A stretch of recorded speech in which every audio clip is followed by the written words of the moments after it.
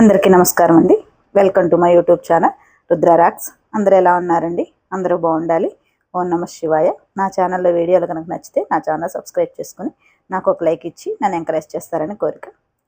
ఈరోజు నేను పిల్లలకి హెల్తీగా ఈవినింగ్ స్నాక్స్గా చిన్న చిన్న పునుగులు ఎలా చేసుకోవాలో చూపిస్తాను.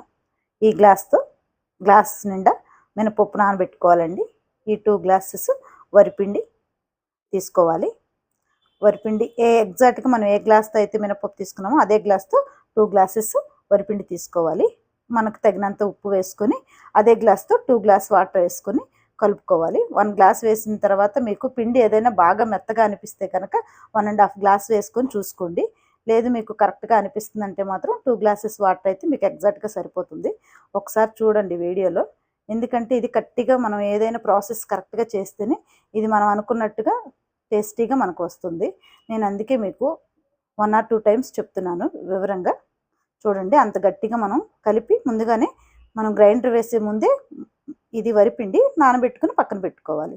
ఇది నానబెట్టుకుని పక్కన పెట్టుకున్న తర్వాతే మనం గ్రైండర్ అయితే వేసుకోవాలి మినపప్పు. అదే గ్లాస్తో మినపప్పు వేసుకోవాలి. మినపప్పు కూడా ఇలాగా గారెల పిండి లాగానే వేసుకోవాలండి. కాకపోతే అది కొంచెం బరగ్గా వేసుకుంటాము. ఇది మాత్రం చాలా మెత్తగా వేసుకోవాలి.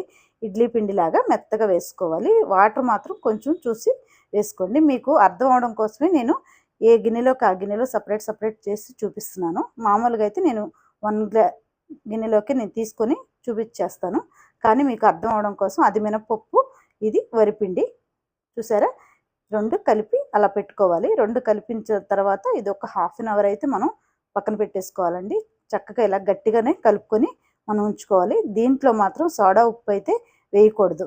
ఇది మాత్రం మీరు గుర్తుపెట్టుకోండి. సోడా ఉప్పు వేస్తే నూనె పీల్చేస్తుంది. ఇది నేను మీకు మరి ఒకసారి గుర్తు చేస్తున్నాను. అందుకనే ఇలా కొంచెం మీకు పాన్లోనే వేసుకోండి ఇవి పునుగులు. ఎందుకంటే మీకు మామూలుగా అల్యూమినియం బాండీల్లో అయితే ఆ పునుగు ఏదైతే ఉందో అది అంటుకుపోతుంది.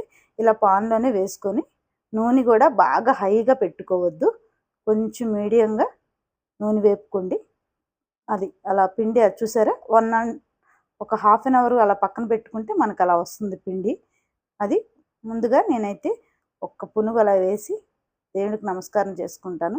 అగ్నిదేవుడికి ముందుగా నమస్కారం చేసుకుంటే చాలా మంచిది అంటండి. ఏదైనా మనం పిండి వంటకం చేసేటప్పుడు అలా ఒకటి ముందు వేసుకొని దానికి చుట్టూ తిప్పి ఒకటి అలా పక్కన పెట్టుకొని దానికి నమస్కారం చేసుకుంటే మనం వేసే ఏ పదార్థమైనా చాలా రుచిగా ఉంటాయని నాకు మా అమ్మగారు చెప్పింది. అప్పటి నుంచి నేను అలాగా చేస్తాను. కుదిరితే మీరు కూడా చేసుకోండి ఇక నుంచి. ఇలా ఇదిగో చూసారా? ఇలాగ చిన్న చిన్నగా వేయాలండి పునుగులు. చాలా బాగా వస్తాయి.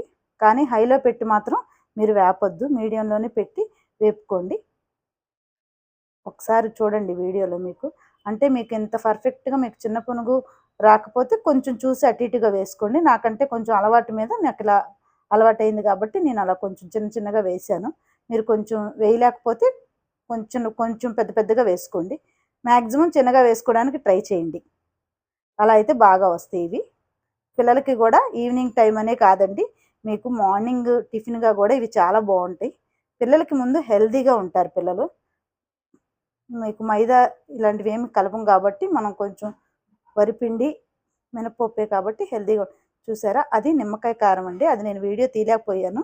నిమ్మకాయ కారం కలిపి కొంచెం ఉల్లిపాయలు అవి టచ్ చేసి తింటే చాలా బాగుంటాయండి. మీరు కూడా ఈ ఇంట్లో తప్పకుండా ట్రై చేసి ఎలా ఉందో నాకు కామెంట్లో తెలియపరచాలి.